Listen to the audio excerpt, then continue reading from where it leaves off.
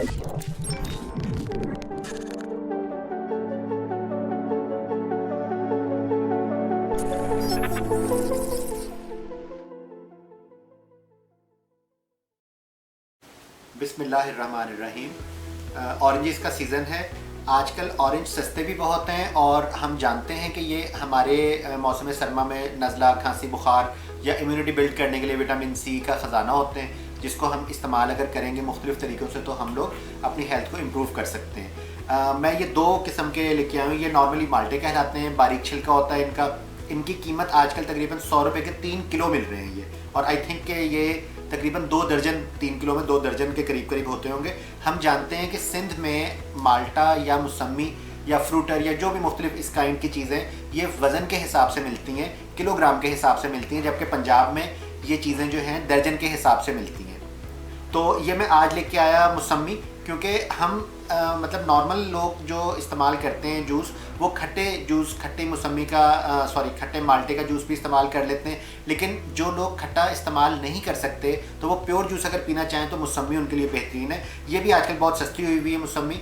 मौसमी की हम जानते हैं कि पहचान है, इसके नीचे जो है वो इसका हार्ड सा छिलका होता है, इसके नीचे जो है वो एक सिक्के की तरह का निशान छोटा सा बना हुआ होता है। अगर ये इसमें नज़र आए आपको तो शायद नज़र आ रहा हो, ये इसकी ओरिजिनल होने की निशानी है।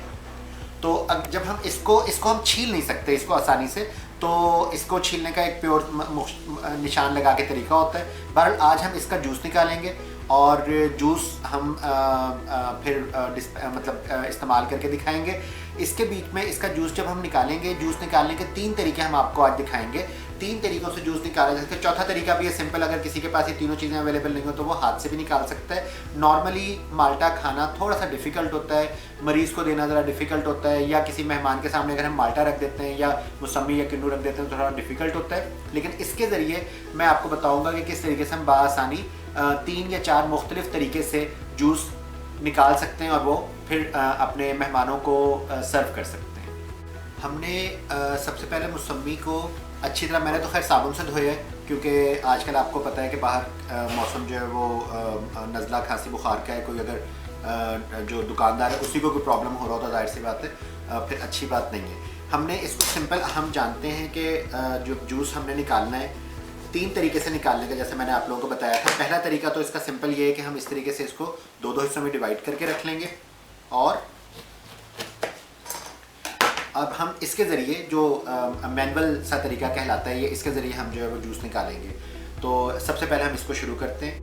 ये जब हमने मैनुअली इसके अंदर निकालना है जूस, तो ये मेरा पीलर है, बहुत शॉर्ट पीलर है। तो इसके ज़रिए जो इसका बिल्कुल किनारा है, मैं आपको दिखाता हूँ इसको करके।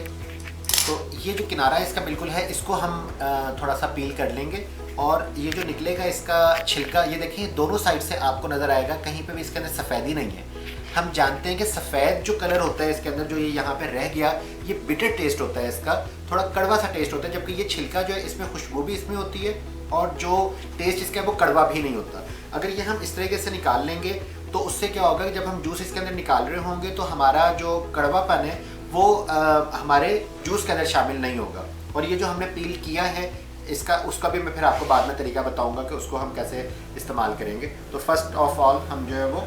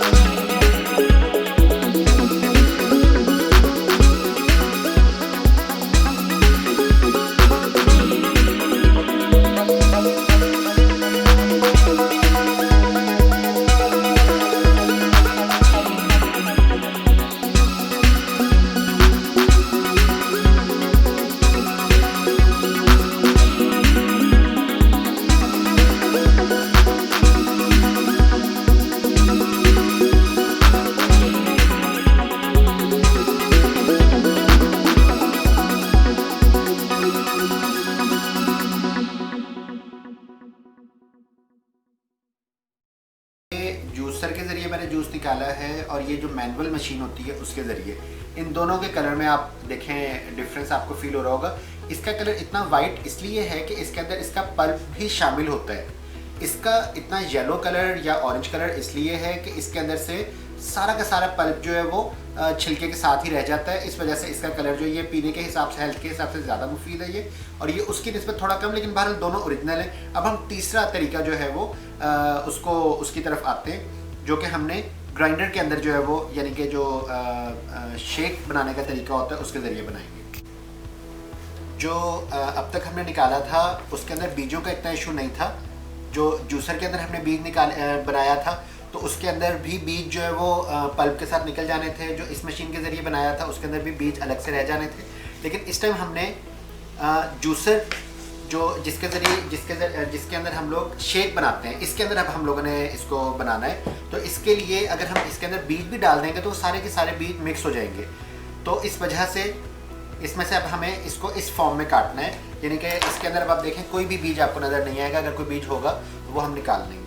अब ये देखें यहाँ पे इसमें जो बीज मुझे नज़र आते जा रहे हैं वो मैं निकाल रहा हूँ। और अगर इक्का दुक्का कोई बीज आ जाएगा, टेस्ट थोड़ा सा कड़वा हो जाएगा, बाद में हम छान लेंगे, तो उम्मीद है कि वो भी।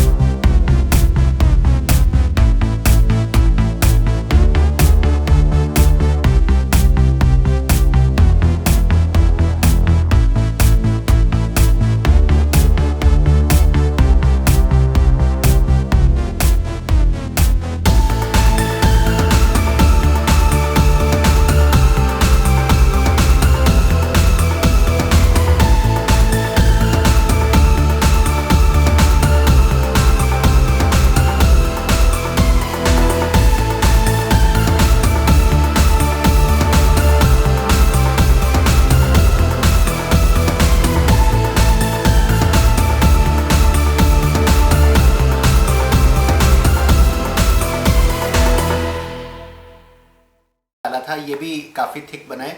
लेकिन जो तीसरे नंबर पे हमने मिक्सर में बनाया था वो तो बिल्कुल पल्पी किस्म का बना है। ये बहुत ही मैं समझता हूँ कि बल्कि चम्मच से खाने जैसी चीज़ ये बनी है।